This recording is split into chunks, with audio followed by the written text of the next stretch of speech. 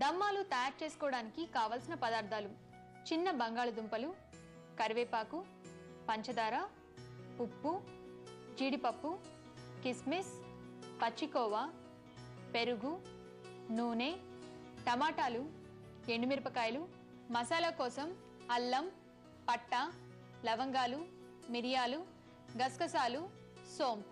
Garnish కోసం కొత్తిమీర.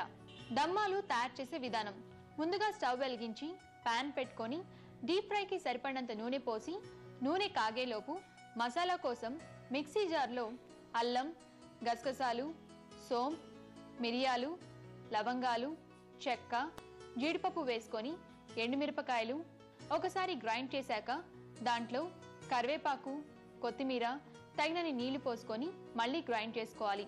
ఇప్పుడు కాగిన నూనెలో ఇంతకుముందు ఉడికించిన చిన్న బంగాళదుంపల్ని చెక్కు తీసి వేసుకొని అవి కొంచెం కలర్ మారేంత వరకు డీప్ ఫ్రై చేసుకోవాలి.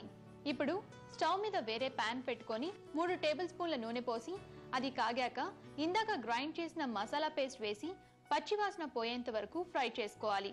ఆ తర్వాత దాంట్లో 1 కప్పు టమాటా ముక్కలు, 2 రెమ్మల కరివేపాకు, తగినంత ఉప్పు, 1/2 టేబుల్ స్పూన్ పంచదార, 1/2 కప్పు పచ్చికోవా, 1 కప్పు పెరుగు, 1/2 గ్లాస్ నీళ్లు పోసుకొని మూత పెట్టి 2 నిమిషాలు ఉడికించాలి.